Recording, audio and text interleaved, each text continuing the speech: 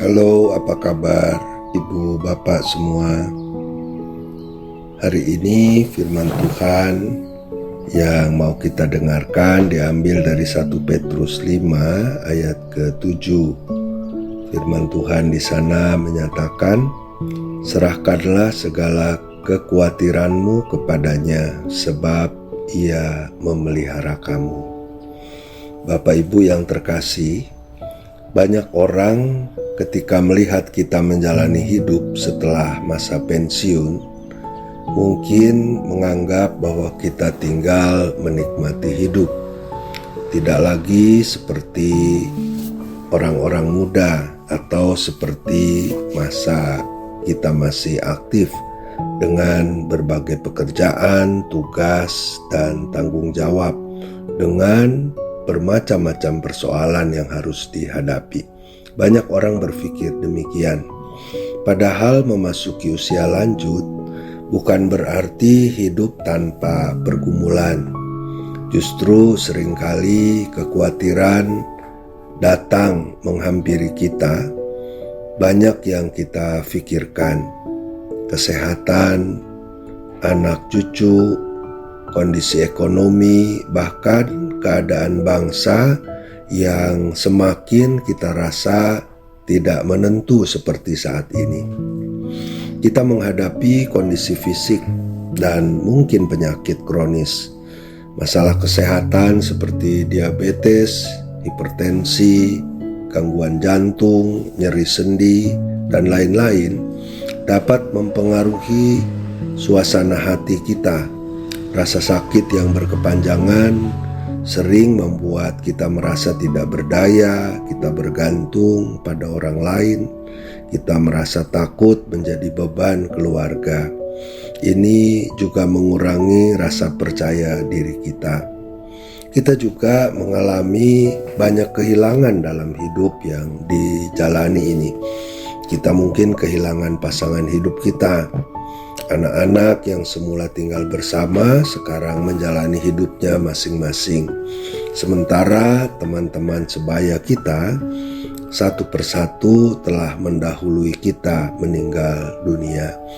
Tidak jarang itu mendatangkan rasa kesepian dan memicu depresi pada orang-orang berusia lanjut seperti kita.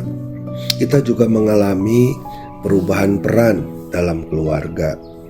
Dulu mungkin menjadi kepala keluarga, kita mengambil keputusan, kita mencari nafkah, kita merasa hidup kita menjadi berarti dengan semuanya itu. Kini peran itu berubah.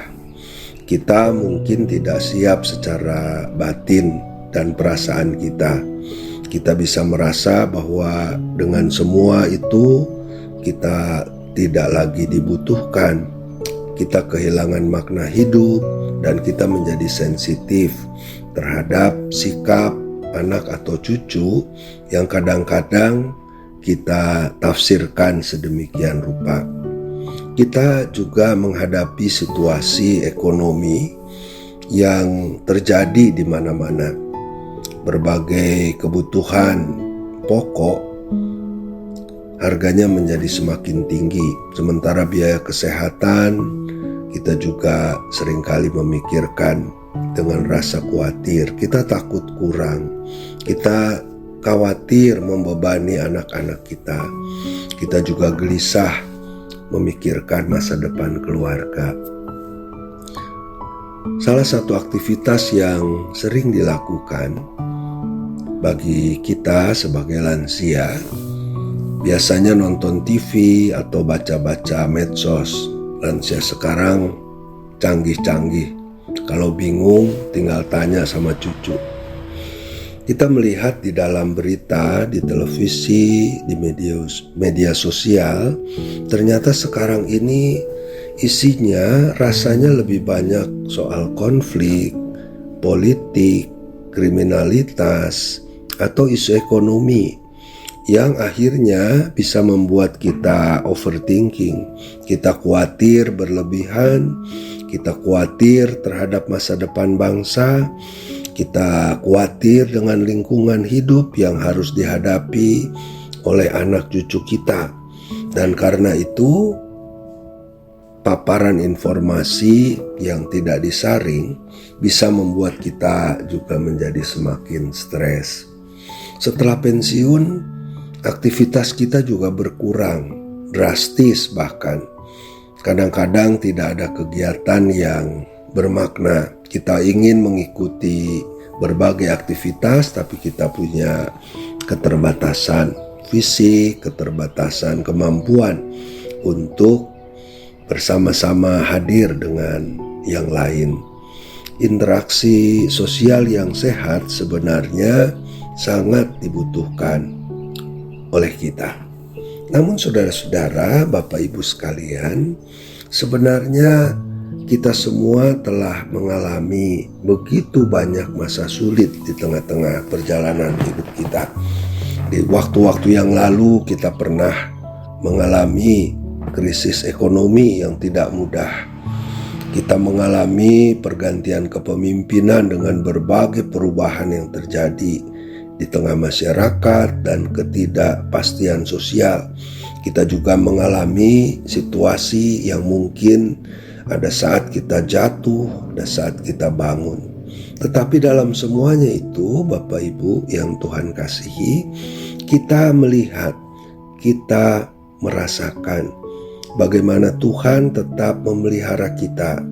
Dan semuanya itu menjadi pengalaman iman. Inilah yang seharusnya kita lihat, kita renungkan. Karena itu menjadi kekuatan bagi kita. Banyak sekali yang membutuhkan kekuatan itu di tengah-tengah kehidupan kita, bukan sekedar cerita, tetapi berdasarkan realita, berdasarkan kenyataan hidup yang pernah kita alami.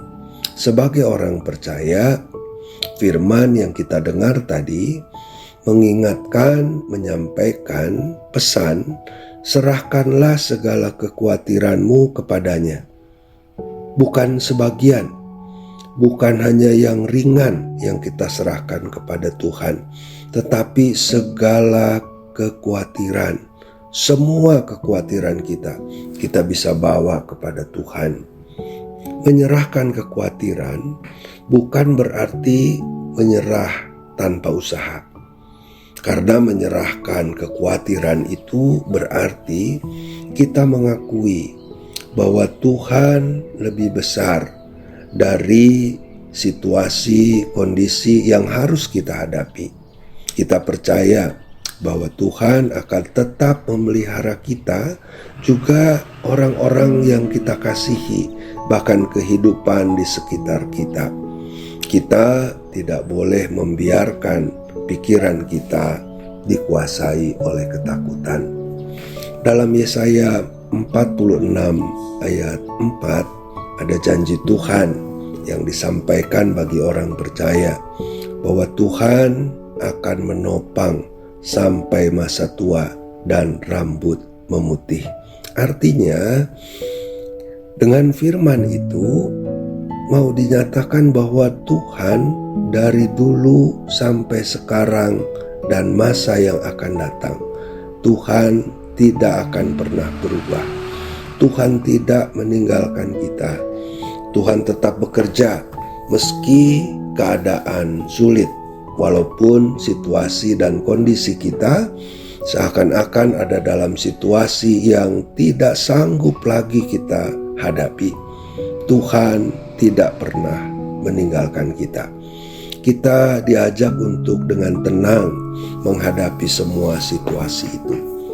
Ketenangan bukan karena situasi yang aman, tetapi kita tenang karena kita tahu siapa yang memegang hidup kita.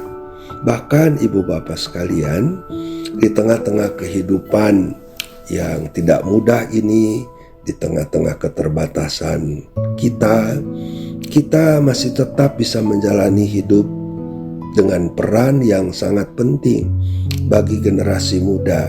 Dan peran itu tidak bisa digantikan oleh orang lain.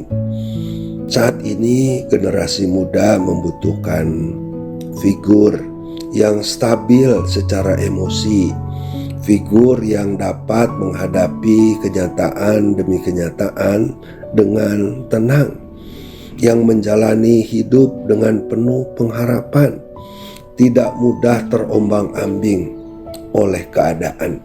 Dan semuanya itu bisa dinyatakan oleh para lansia, oleh kita semua. Dan itu ada pada diri Bapak dan Ibu. Teruslah menjadi sumber ketenangan.